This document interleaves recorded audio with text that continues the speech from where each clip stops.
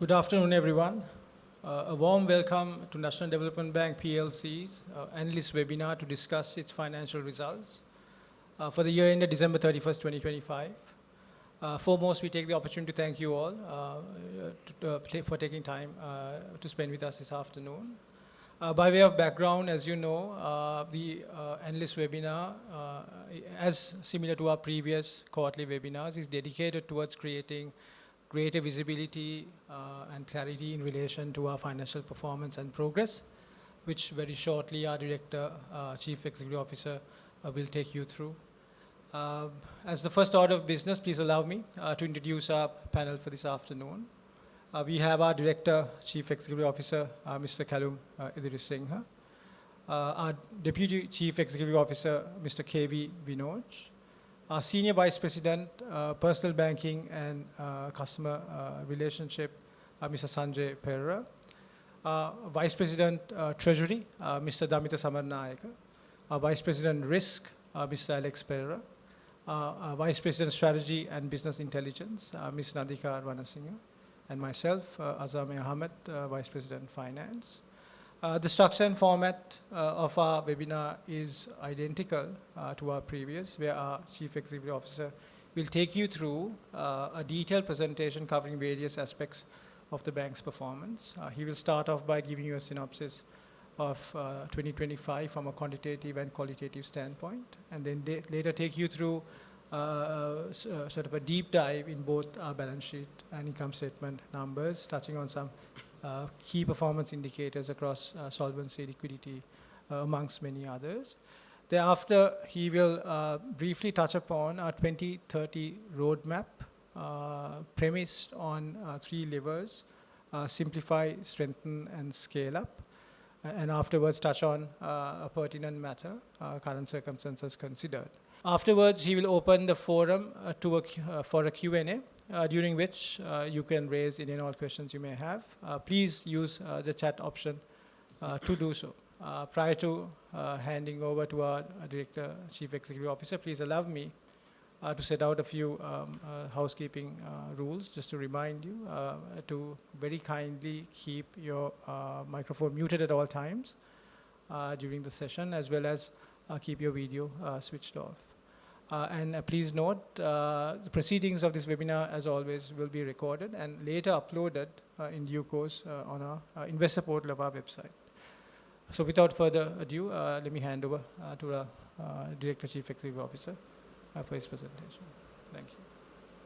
Thank you, Azam, and good afternoon to everyone for joining our investor webinar for the financial year ended December 31st, 2025. As Azam said, we are going to follow the same format that we have done in the past, and I'll take you through a presentation that we have put together to give some insights into how we performed in 2025. So looking at a snapshot, and I think I can firmly say that this is a great set of results, a great report card. NDB reported 11 billion rupees in PAT, 100% growth year on year on comparable basis. This is the highest PAT that we have recorded in the bank's history, predominantly driven by bank's core banking operations. We are also proud to report that our impairment charges were down by 57%, thanks to the concerted effort we put in throughout the year to improve credit quality. Along with that, the bank reported an EPS of 25.90 rupees and an ROE of 13.5%. When we look at the balance sheet, it was a year of two halves, but putting everything together, the bank reported a loan growth of 28.8%, and the balance sheet expanded by 17.6% as far as assets are concerned. We also grew our deposits by almost 12%, and all business lines reported a very strong performance. One notable achievement in year 2025 is the growth in the SME book, where the bank reported 25% growth in the loan book year on year, underlining our commitment to the SME sector, which is the growth engine of the economy. On liquidity and solvency front, bank remains very solvent and liquid. I'm not going to necessarily go through each and every metric. We can discuss those later during the presentation. In terms of other quantitative indicators, proud to say that NDB was judged as the best digital bank for SMEs by Euromoney. We also won the #1 position in overall trade finance in Sri Lanka, competing with the other domestic banks. And we also were certified as a great place to work for the 3rd consecutive time. As far as the network and the employee population is concerned, the status quo remained by and large same compared to last year. The other notable achievement, which is not mentioned here, but we reported very recently, is the successful closing of our GSS Plus bond, 16 billion rupees in total, and it was oversubscribed in the first day when we announced it to the market. That will help us to boost our capital and also prop up the balance sheet. This disclosure is similar to what we have been sharing in the past quarters as well. I think it is important to make a note that the reason why we make this disclosure is to be transparent with the assets and the deposit sides of the balance sheet. Also, this actually has an impact on the way NIM is reported as far as the balance sheet numbers are concerned. So for the analyst community, and I think it is important to take note of this, and we have also disclosed the NIM on a reported basis and an adjusted basis. So when you're reporting the numbers, that's something that should be taken cognizance of. Moving on to the income on the P&L statement, there are a couple of things that actually stand out on this one. On the right-hand side, we have shown the 4 quarters performance, and that is something that we are really proud of, where the bank has reported quarter-on-quarter PAT increase from 1.9 to 3.5 billion in 1Q and 4Q respectively. As I said previously, there were a lot of efforts that we put in during the year 2025 to improve our credit quality, and our credit cost has come down to 5.9 billion, and this is an area that we have been very keen to improve, and we will continue those efforts. But in total, summing up everything together, we reported a PAT of 11 billion rupees for the year. NII and NIMs, as I shared previously, in a low interest rate environment, always the top line gets some amount of pressure. However, with our deposit repricing strategy, we have been able to protect our margins. That's point number 1 to note. And on the bottom half of the presentation, you can see, despite the pressure on income, we have been able to maintain a NIM at a very healthy level of 4.2. And this is with the adjustment that I said previously that we have done for netting off on the on our notional pooling portfolio.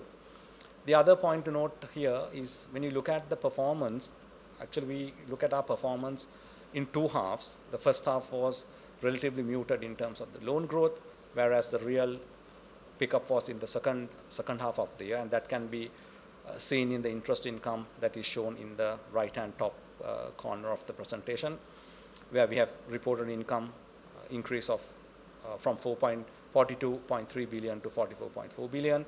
But most notably, the net interest income has increased by 1 billion rupees in the second half compared to the first half.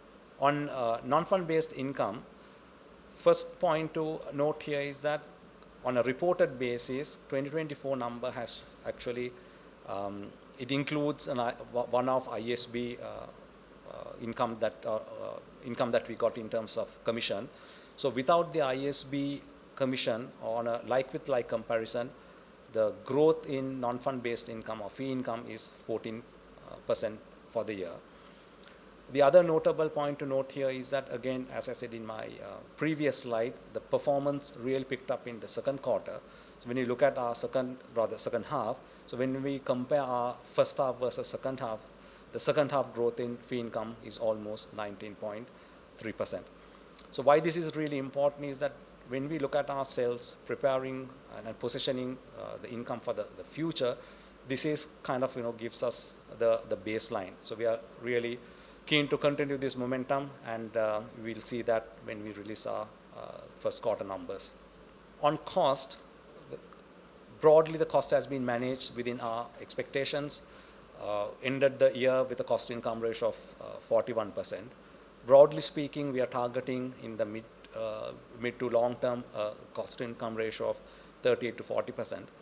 But what is important to note here is that we are also driving a significantly large transformation program. So some of the cost associated with the transformation program is already embedded in our 2025 financials.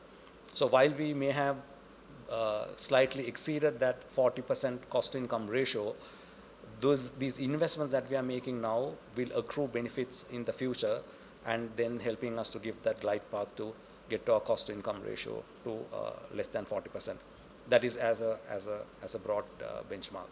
The other point here is on personal expenses. It has increased by 9.3%.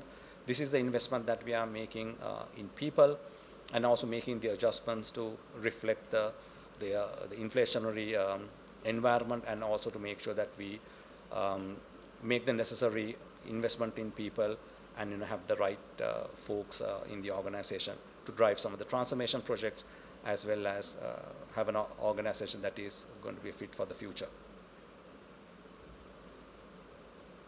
On the balance sheet, again, just to further highlight what I said maybe a couple of slides ago, on the right-hand side, as you know, 2024 was a year that we had to take certain corrective measures, so the growth in the balance sheet was fairly muted.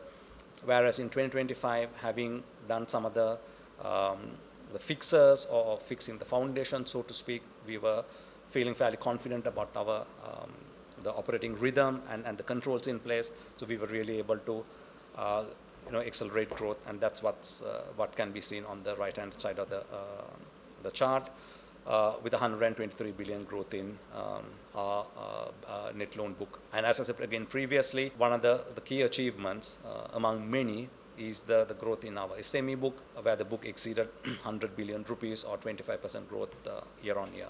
So this is an area that we will continue to focus on for so many reasons, including SME sector being the growth engine of the economy, as well as these are the sectors that will really be poised for growth. Of course, towards the end of the presentation, we'll look at how the current economic, or rather the broader geopolitical situation is going to play out. But notwithstanding that, I believe we have the right, the guardrails, the policies, the procedures to really support this segment in 2026. On the composition of the balance sheet, so we, as the bank, has a very strong deposit franchise, and that is also reflected in our foreign currency deposit base. So the loan book is positioned to really reflect that based on 2024 to 2025. The change, FCY, or foreign currency loan book, has grown from 23.4% to 26.4%. And again, that is a true reflection of the strength of our deposit franchise, predominantly coming from the retail banking segment. On the loan book, repricing profile remains fairly similar to previous year, with 65%-ish on the variable side and about 34 or 35% on the fixed side, so giving a fairly good mix in terms of the repricing that we are able to effect on the loan book. On credit quality, again, chart itself is fairly self-explanatory. When we look at the position in 2023, impaired or stage 3 ratio was at 8.6%, and over the last 2 years, thanks to the hard work of the management team of the TLT and everyone who's involved in the business, we have been able to bring that to 3.8%, which is better than the industry. On the credit quality improvement side, i.e. building impairments on our loan book, so this again is a concerted effort that we made over the last couple of years, and we ended the year with an impairment cover of almost 60%. This actually has to be read in conjunction with the profit after tax, or the PAT, that we have reported. So on one side, the bank reported the highest PAT of 11 billion for the year, and on the other side, we have covered our downside risk up to 60% on the stage 3 book. So what it says is that the franchise is profitable, downside risk is fairly well managed, so the future really looks safe as far as credit quality is concerned. In terms of the deposits, again, a good year we had. Both local currency and foreign currency deposits have grown, again, coming from the retail segment of the network. which continues to be our strongest franchise on the deposits. When you look at the deposit mix, it's broadly in the same range that it was there in 2024, 72% on the local currency side and about 28% on the foreign currency side. So when we overlay this against the asset currency mix, that is broadly about the same, giving a good hedge for our local currency and foreign currency lending book. Another important slide to show the growth in the deposit on the deposit base and where the deposits are coming from. Just to highlight a couple of key points. So our CASA drive remains a key strategy for the organization, and it's a strategy that takes a long time to get to the level that we want to, and that's what we are really working hard on. Adjusted for the notional pooling, we have grown our CASA base by about 140 basis points, which is what can be seen, the increase from 22.5% to 23.9%. The other key point to note here is that when you look at the CASA total, the growth in the CASA total adjusted for notional pooling is 17.5%. So this is again a good achievement, and we will continue to work on this to bring low-cost deposits and also to help the improvement in NIMs. On capital side, again, a very strong story. Tier 1 is at 12.4%, some 530 basis points versus 7.7%, the regulatory minimum. Tier 1 is also almost close to 400 basis points above regulatory minimum, and total CAR about 340 basis points against a regulatory minimum of 12.5%. This will further improve once we take into account the GSS bond that was fully subscribed only a couple of weeks ago. On the liquidity front, again, the story is the same. Very strong buffers on top of, or rather in excess of, the minimum regulatory mandated limits. So what this really brings here is that everything comes together in terms of our performance other than the bottom line. Obviously, market has got adjusted because of the current uncertainty in the geopolitical sphere. When we closed the books, our stock price was at 141, but today I think it would have closed at around 129 and a bit of change. But what is really important is the trajectory. So there are four key messages here. So price to book, as far as the closing of the books was concerned, then it has got adjusted. We are delivering strong ROEs, and this can be seen on the chart. Quarter on quarter, how ROE has improved from starting from 10% to, in the fourth quarter alone, on quarter by quarter, it settled down at 16.8%.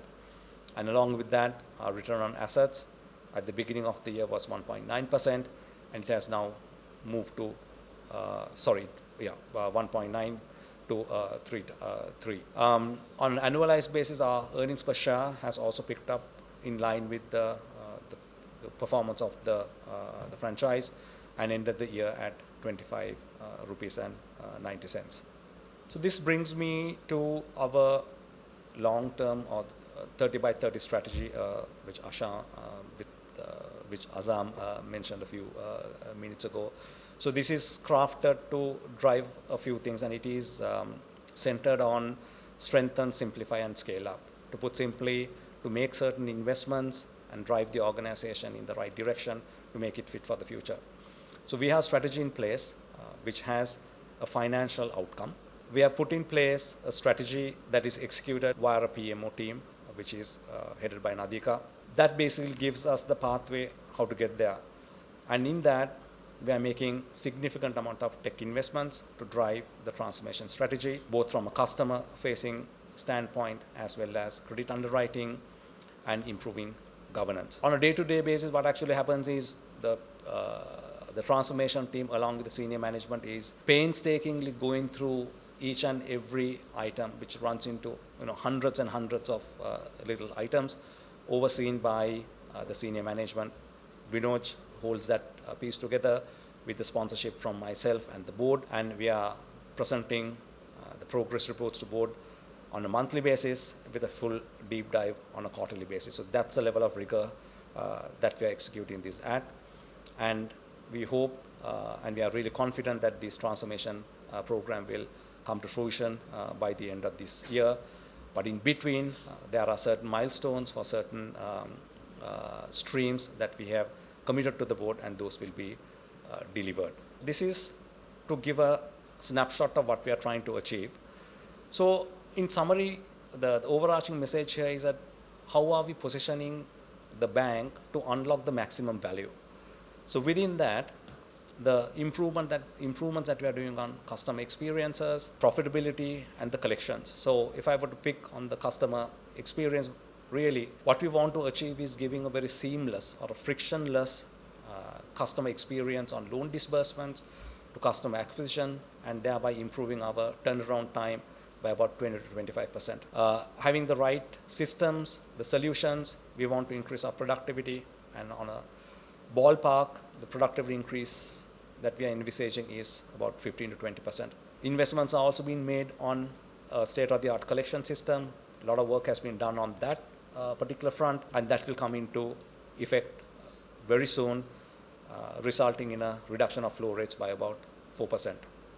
We are also working on enhancing credit underwriting based on AI models, getting a state-of-the-art or next-gen tech stack to support that, and also have a very agile operating model to serve customers better, to drive efficiencies, and have or rather deliver sustainable returns over a long period of time. So to create an organization that is future ready and geared for growth. So that's the overarching message. And some of these are already gone live, and some of the other initiatives are due to go on live this year.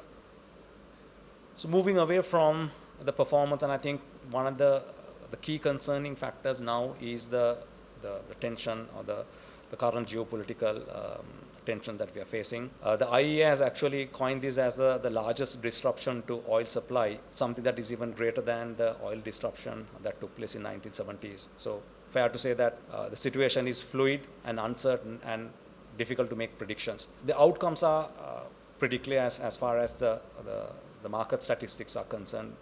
Oil has breached that $100 barrel mark. We are seeing a reduction in oil supplies.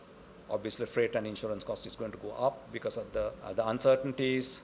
There will be supply shortages, and there will be other second-order impact, predominantly coming from petroleum-related products, as well as the economies that are much more closely linked with the energy supplies. And again, there could be impact on inflation.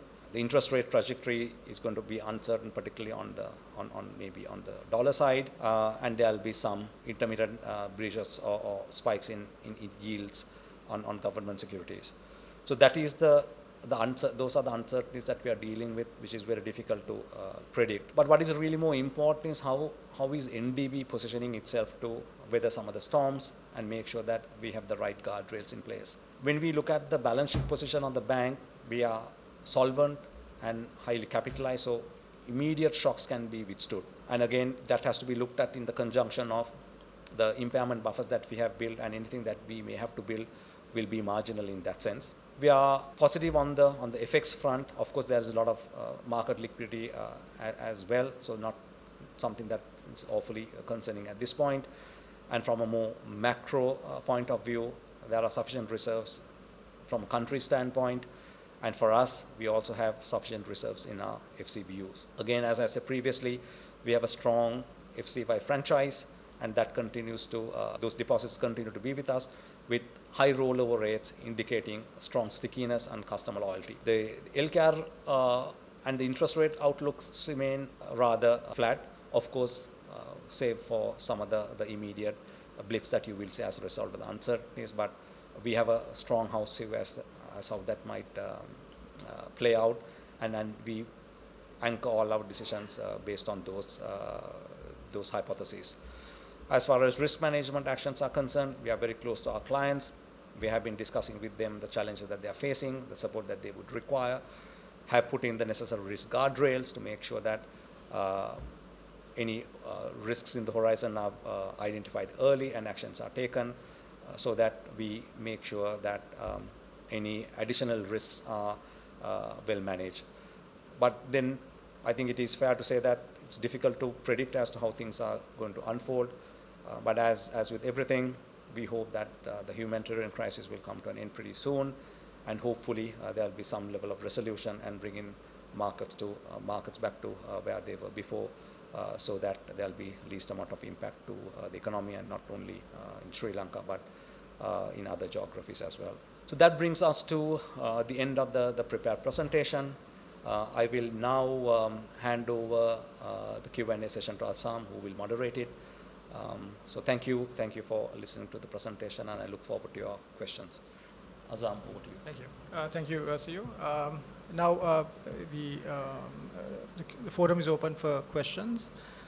Please use the chat option to pose your question.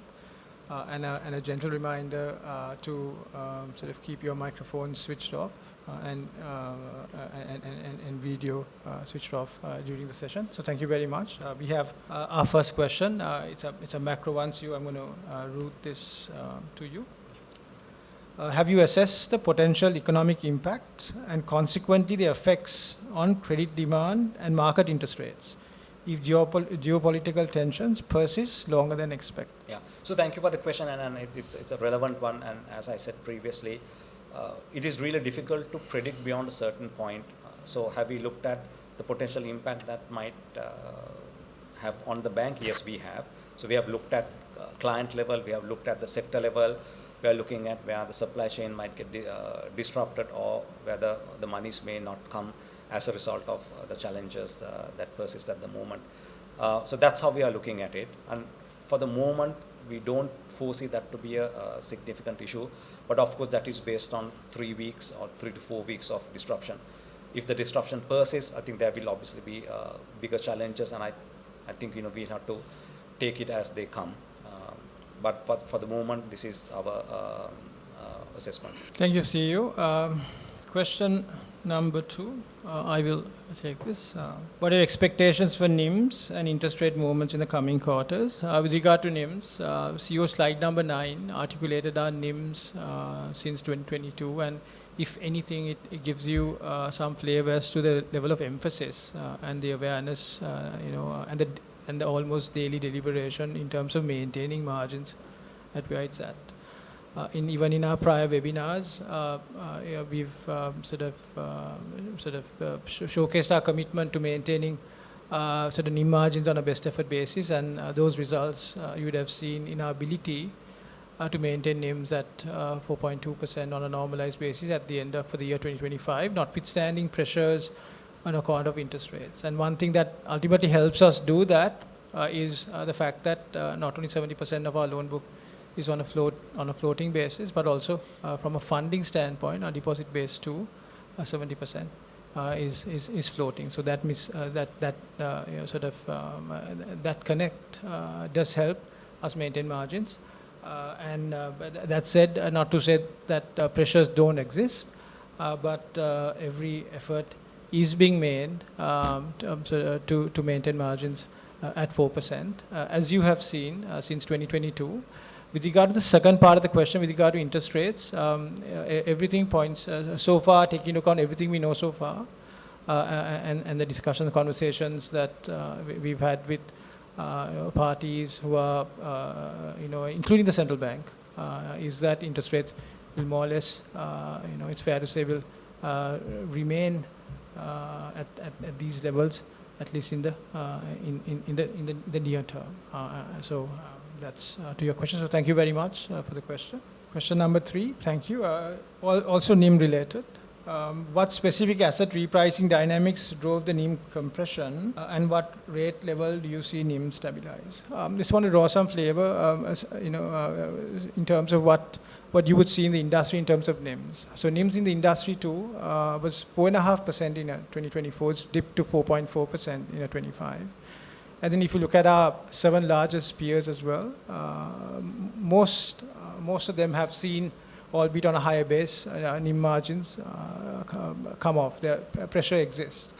It's no different for us. What happens is, typically when interest rates move down, your loan book reprices slightly faster than your deposit base, hence margin pressures exist. But our goal is, and has been, and will continue to be, to maintain margins at 4% on a best effort basis going forward.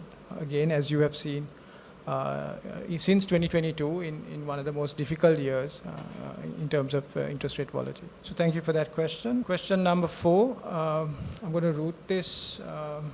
So this is from your presentation. I'm going to bring you in. So can we just put CEO slide number 6 on screen, please? And then bring VP Treasury as well. Can you explain the USD lending borrowing aspect in slide 6 again? Please use simple terms. So yes, I mean, this is similar to what we have been reporting in the previous quarters as well. So this is known as notional pooling. In simple terms, what it means is a customer has a dollar deposit or dollar liquidity on one side and avails rupee debts on the other side. So theoretically speaking, it's a borrowing against a deposit, and the way we look at this is it's not necessarily a loan sort of thing. It is notional pooling, as in the interest actually gets set off based on the arrangement. So what can typically happen is that if the balance sheet grows as a consequence of larger deposit and a larger borrowing, it kind of artificially inflates, and as a result of that, both the asset side and the balance sheet kind of gets misrepresented. So we have been having this product for some time in our books, but there was a pickup, I think, around first quarter 2025. So we wanted to make that disclosure, one, for sake of transparency, and the other reason is that when the balance sheet gets increased and there aren't interest-bearing assets on this particular arrangement, the NIM actually gets depressed. That is why we make that particular disclosure, also to give bit more context around the NIMs, because on a reported basis our NIM is 4%, but once you do the adjustment, once the adjustment is done for notional pooling, it is 4.2%. So what could really happen is that if the customer feels that this arrangement is no longer required either because of funding requirements or the way they manage their central treasury, both sides of the balance sheet can go down without any impact on the top line revenue, because this is not a interest-bearing arrangement. And as a result of that, because of the shrinkage of the balance sheet on the asset side, the NIM will come to the adjusted level. So that is why this disclosure is made, so that if there are analysts who are looking at the numbers more in detail, can understand the balance sheet better and can understand the drivers of our NIMs better. Thank you, CEO. I'm just going to move to question number, the next question, 6. I'm going to route this to our VP Treasury. What is the short-term outlook for Forex and interest rates? Where the country recorded a balance of payment surplus despite having a trade deficit. So we don't see any particular reason for a steep depreciation of the rupee based on those indicators. But however, saying that depending on the severity of the war, I mean, sometimes it can work against this forecast. So right now we are not in a position to quantify the impact of the war on the exchange rate. And on the interest rates, I would say with the prevailing excess liquidity and the fiscal management and having the benefit of the primary account surplus, again we don't see any on pressure on the interest rate for the remainder of the year. So basically it will hover around the current levels. Thank you, Damitha. Question number 7. It's on impairment costs. I'm going to take this. Impairment costs fell by 98% quarter on quarter to 29 million in Q4 2025. Can you explain the reason for this? Do you expect the impairment to fall further, or is this a one-off due to prior provisioning? In short, it is due to prior provisioning. Just to give some flavor, we've taken approximately 5.9 billion impairment charges for the full year, 4.2 billion approximately in the first half, and the balance 1.7 billion in the second half. It gives you some sense in terms of the improvements that CEO cited in terms of credit underwriting. And if you look at in particular successors on account of our collection and recoveries as well. By way of example, our stage 2 loan stock at the end of 2024 was approximately 16.6% of our total gross loans, which reduced to 7.9% at the end of 2025. And our stage 3 stock was 14% of gross loans at the end of 2024, reduced to 10.8% at the end of 2025. So the improved sort of collection and recovery efforts that we've also witnessed, much of which in the second half, ultimately led to a reduced incremental impairment charge. And what typically happens in the first few quarters is you make provisions on a conservative best case basis, which gets recalibrated, based on best available information at the year end. So that's also in part which gave rise to the marginal reversal in Q4. And in terms of looking ahead, if you look at our second half impairment charge, we reasonably expect those levels to at least be maintained, in the quarters, in the coming quarters. So that's something that we expect in terms of impairment charges. So thank you for that. Next question, number 8. I'm going to route this to our VP Risk, Alex. How concerned is the bank about cyber risk and the threat it poses, and does it have plans in place to be better prepared for potential future attacks? Thank you for that question. I think that's a very timely topic that we have been deliberating.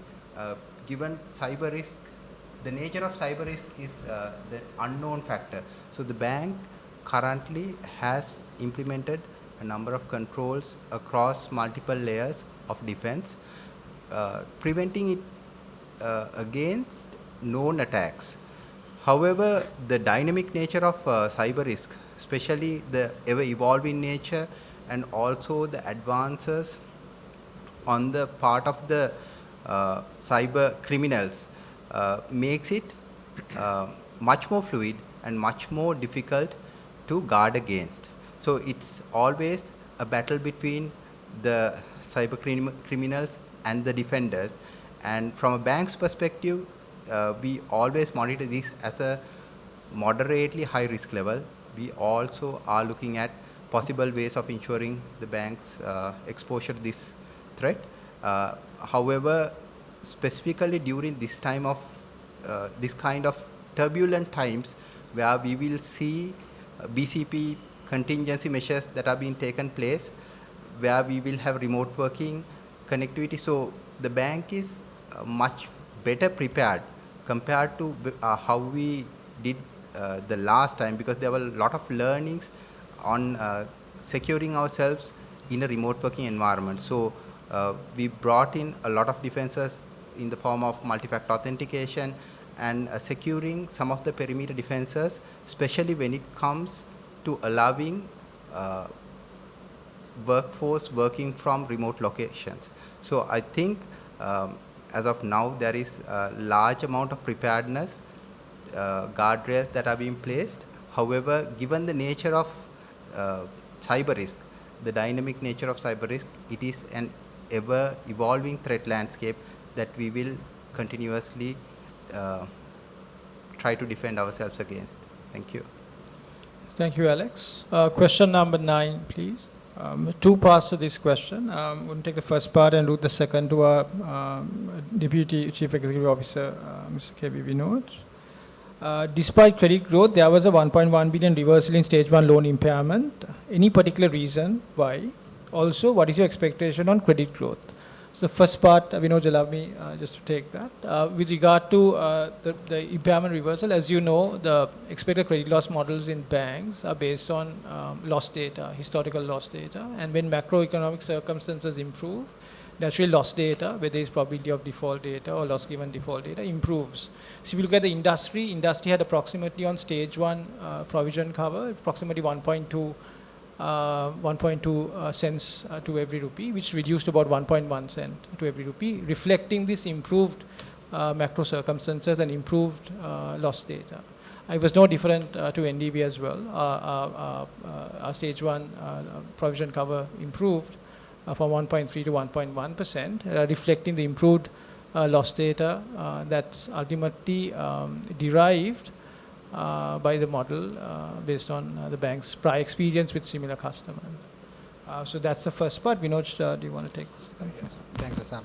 I think when we started the year, probably we expected maybe a double-digit growth And we still expect the same momentum to continue, but in the last 3 weeks, the things that have happened, like in the economy and like in the wider world, probably will have a small blip in the near term, but hopefully this will not persist too long. And if things settle down, I think definitely a similar expectation to last year, double-digit growth and a strong growth coming from both our retail and SME side. Thank you, Vinod. Question number 10 is for you as well.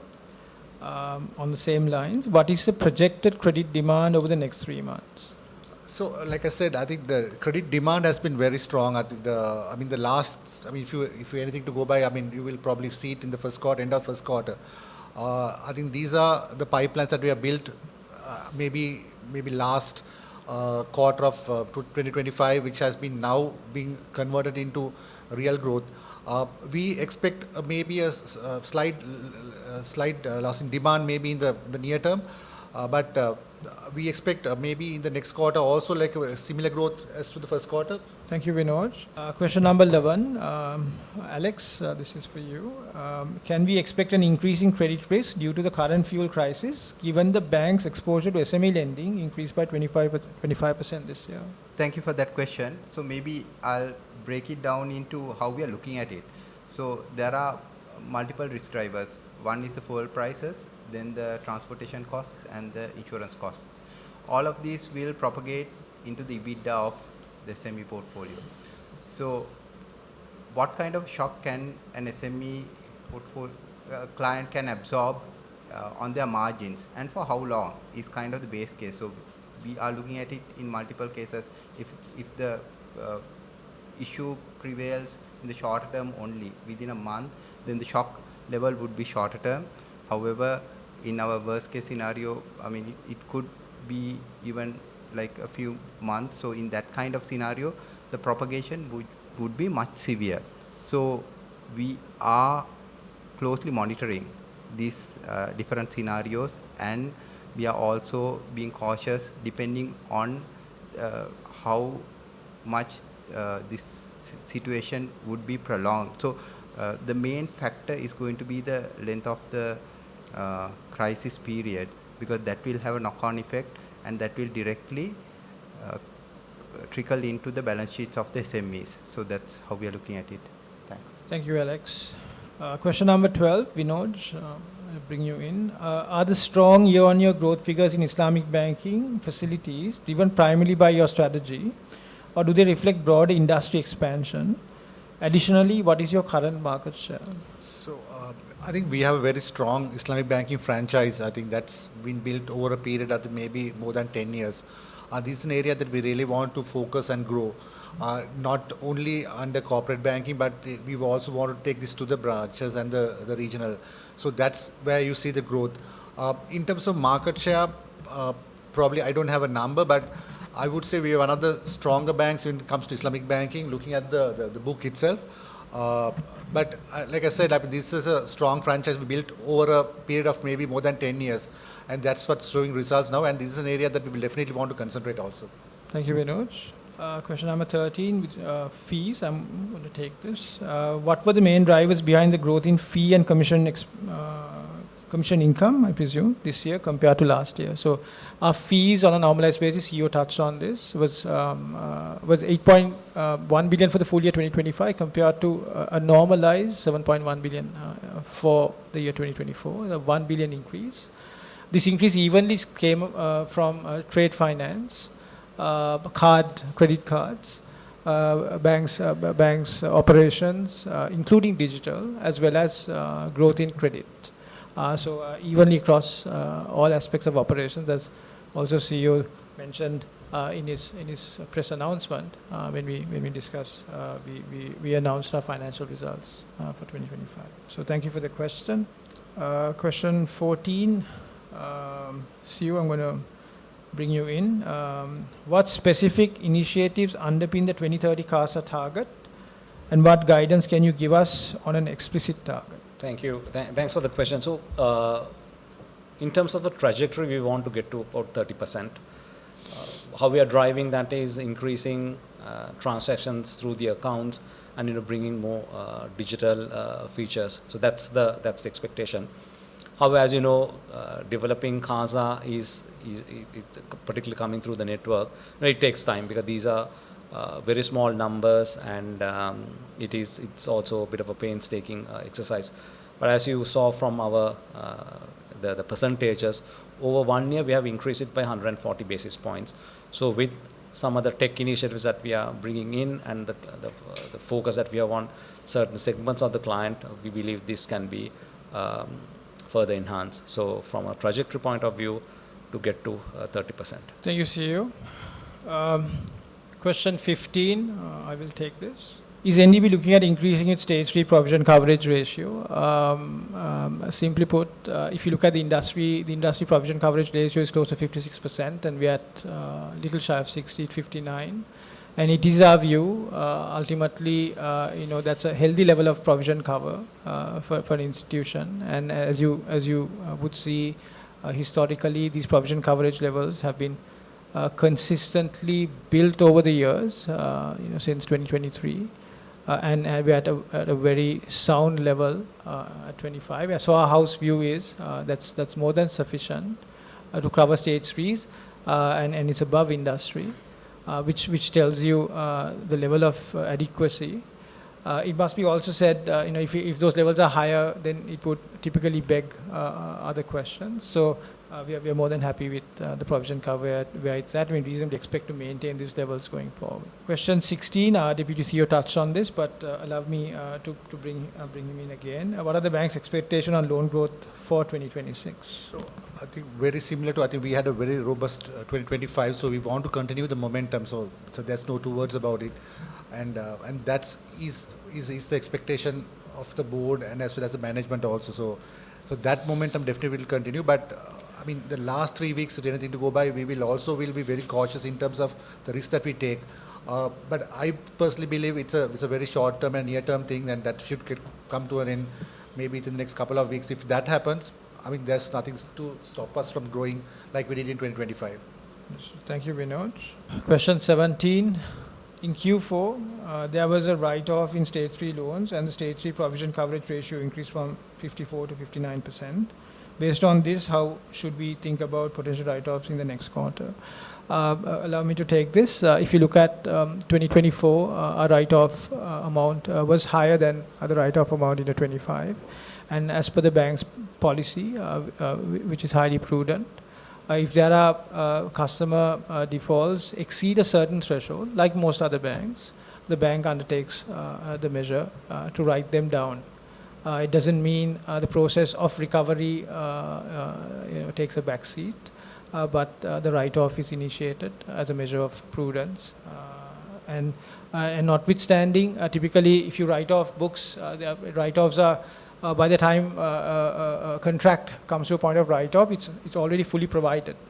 And the bank's approach to doing that is very conservative. So by the time the write-off is initiated, the said exposure is fully provided. So if you eliminate the 100% provision cover from your loan book, it typically reduces pressure on the provision cover. But notwithstanding, if the banks increase the provision cover, it means the prudence demonstrated by the bank to yet take provisions. And in terms of potential write-offs in the next quarter, we reasonably don't expect significant write-offs because the emphasis focus is on recovery. And as you can see, the reduction from a 24 to 25, the reduction in write-offs from 2024 to 2025 should give you some insight as to the vigor that we maintain in terms of collection and recovery efforts.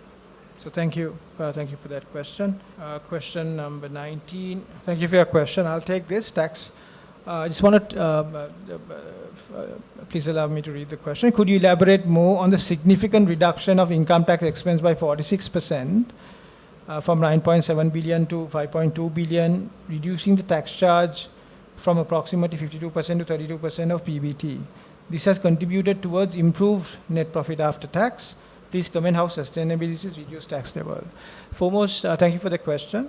Foremost tax rates in Sri Lanka at the end of 2024, during 2024 and 2025 has remained the same, whether it's financial services VAT at 8% or SSCL at 2.5% or corporate income tax at 30%. So nothing's changed between 24 and 25. But when you're comparing the 24 number, you have to be cognizant of that we had an ISB restructuring that took place on the 20th of December 2024. And the tax treatment was different. Those losses were disallowed for tax purposes. So it's not an apples for apples comparison. Our tax rates, effective tax rates, are broadly the same if you on a normalized basis, 24 versus 25. On a normalized basis, is broadly the same, plus or minus close to maybe 1.5 to 2%. So the adjustment that needs to be made to make a like-for-like comparison is to eliminate the ISB effect in the 2024 results. Thank you for that. Question number 20, CEO. Can local exporting firms use this notional pooling mechanism in relation to conversion directives by the Department of Foreign Exchange? So let me take that. I think if the question is whether notional pooling can be availed as a product, it can be, but it is all subject to complying with regulatory requirements. So subject to complying with the regulatory requirement, if there is any residual that is available, yes, then the notional pooling can be availed. But that doesn't mean the notional pooling as a product will override any regulations that I should from the central bank on converting of export proceeds or anything in relation to that. Thank you, CEO. Question number 21 on CASA. I'm going to club 21 and 22. Any plans to increase the CASA ratio in the future? CEO, this is to you. Can we just show 22 on slide, please? NDB's CASA ratio is 27%. At the same time, other borrowings due to debt security holders due to banks have increased significantly this quarter by 22% quarter on quarter, whilst deposits have only increased by 0.6%. What is your expected funding mix and interest expenses expectation going forward? I will route that to Damita. We'll just go to 21. CEO, do you want to take that? So CASA remains one of our key focus areas, and that has been the case for some years, and we have made steady progress. Again, that was covered in the slides. Year on year, we have increased our CASA base by 140 basis points from 24 to 2025. So that will continue to be the trajectory. I think there was another question maybe a few minutes ago whether what is our expectation of the CASA ratio by 2030, and for that we are looking at to get it to about 30%, and I think that is a good level as a benchmark, both in terms of funding as well as to improve our NIMs. So I think I'll hand over the next question to Damita. 22. Damita, do you want to take the first part and I will step in the latter one?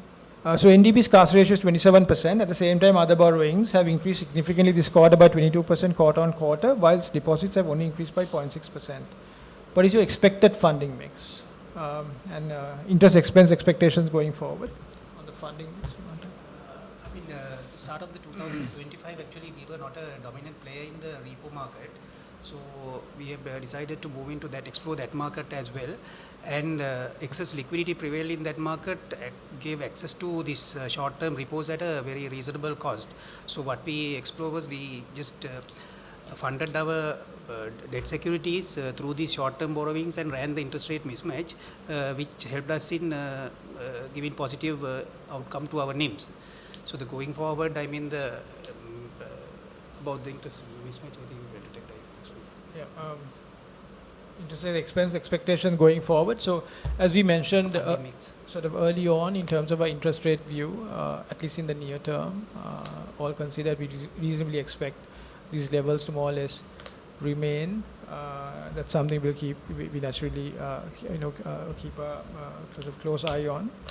So should that be the case, we don't naturally expect an increase in our interest costs as a result of any interest rate increases, but as Vinod indicated, there is a natural focus to grow our loan book and naturally our deposit base as well.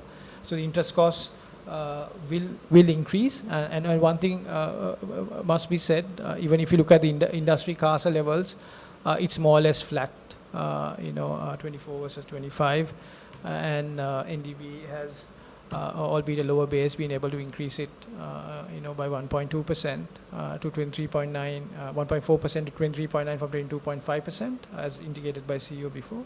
and that effort will continue, going forward, and that will, to some extent, that improvement in CASA that we intend to drive, reduce the interest expense pressures somewhat.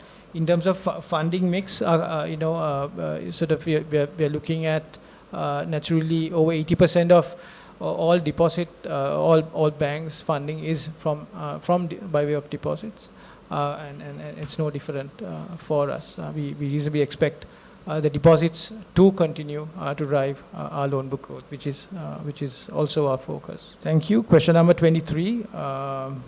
I will take this. Will the depreciation in the rupee positively impact the foreign exchange gains and other operating income over the next few quarters? Yes, it would. If it depreciates, it would have a positive impact on our P&L because we have a surplus FCBU reserve. Thank you. Question number 24. I'm going to route this to Nadika. Strategy. What are your plans for the investment bank? Given the number of brokerages in the market, are you facing any pressure or considering acquisitions within the industry? Thanks for the question. I think NDB is one of the most extensive financial services institutes in the market. So we really want to leverage on that. So we are also currently working on really working together with capital market entities, which is represented under NCAP. And in terms of our plans is to really give a full suite of products and services to our clients so that it's a more holistic offering versus working separately, because we see there is a lot of synergies in working together, and given that we already have this structure, we really want to leverage on it, and we see most of the other banks also now getting into this market and expanding their presence here. So in terms of that, I think we are very much want to be in this space, and that would be our kind of the objective in the medium to short to medium term. Thank you, Nadika. Question number 25. Damita. Are there sufficient liquidity levels for the bank to support loan growth? Does the bank have expectation in terms of loan to deposit ratio? Yeah, loans, I think currently overall ADR ratio stands around 95%, that is together with foreign currency and local currency, which I mean it's sufficient liquidity levels to carry out our asset expansion right now. And in terms of the latter part of the question, in terms of loan to deposit ratio, the target is to maintain loan to deposit at 90%, which is which is the path the bank is moving forward on. So this is for you. Question number 26. From the perspective of the management, would like to hear how NDB is positioned differently to other like-sized peers. Would it be right to assume that SME lending is a key area of focus and differentiation? Thank you for the question. So part of this actually will be answered with the strategy that we have put in place, strengthen, simplify, scale up. So in that, there are certain tech investments that we are making to make the customer journeys very seamless, decision making really quick, reduce turnaround times, and go to market quickly. So that is how we are looking at the differentiation part of it.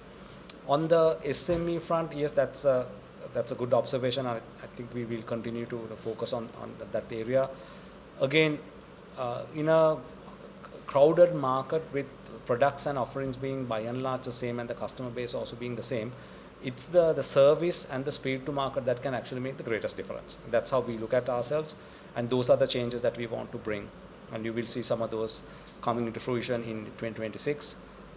And along with that, there'll be a lot more positive impact on our P&L and the balance sheet. Thank you, CEO. Question number 27. A similar question to rates. I'm just going to quickly take it. Do you expect deposit rates to increase in 2026, or will funding mainly be through capital raising? We broadly reasonably expect rates to remain at these levels, all things considered, all things known at present. And no, not through capital raising. Predominantly over 80% of our funding is through deposits. Question number 28, CEO, notional pooling. Just to clarify based on the response, are there any restrictions or limits on the credits and debits that can flow through these notional pooling accounts? And specifically, would a drawdown from the LKR account be treated as a currency conversion event? So, as far as the product is concerned, I think I feel the question is more to do with what is permitted and what is not permitted. So, within the product offering, the one that really dictates the term is regulatory compliance. Be it export conversions, what can be routed through a specific account. So, all that would really determine what can be availed. So, provided all those regulatory requirements are ticked, in terms of the notional pooling, which means that the customer has a deposit on floating balance on one side and floating balance on the other side. All what it does is gives that interest rate benefit. So, provided the regulatory requirements are met and the accounts are opened for specific purposes, say for like if it is a FIA account, so on and so forth. So, those have certain restrictions. Barring that, the product can be used as is. And also just to clarify, this is not something that is uncommon in the market. The product has different names. It can be notional pooling, it could be interest set off, it could be known as balance set off. So by and large, these the product offerings are the same, and foreign banks are they used to offer this in the past as well. So it is not something that is very unique to the local market. Thank you, CEO. Last question that we have, 29. I will take this. It's on Tier 2 instrument. The recent Tier 2 listed debenture issue will raise the total capital ratio from 16% to approximately 19%. How do you intend to utilize this additional capital buffer? Any plans on raising Tier 1 as well? So you're correct. It will increase total capital adequacy ratio by close to 3%. Come end of this quarter when we publish, you will see that. And that is for the purposes, as indicated before by Deputy CEO, in terms of credit growth to support credit expansion. And that, in our view, is more than sufficient for the year 2026. In terms of raising Tier 1, that's something that the bank will consider amongst many other things in its capital augmentation plans. And as and when it is definitive, you will be kept abreast of such effort. As it stands right now, the debenture issuance more or less suffices for solvency for our Tier 2 purposes, and as indicated by CEO early on, our Set 1 Tier 1 buffers are sufficient in our view. So thank you for that. Thank you. I think that brings us to the end of the Q&A session, and I want to again thank everyone who took part in this webinar. Really appreciate it. And I also want to thank the management team and my entire staff for a stellar performance in 2025. This comes as a result of a lot of hard work and being committed to one objective, and that's to make the organization better and to deliver sustainable profits over a period of time. A lot of work is still required from a transformation point of view, and we will continue to give that update as we continue our quarter 1 and quarter 2 webinars in 2026. So with that, I'd like to bring this session to a close and look forward to seeing you again when we have our webinar for 2026 performance. Thank you.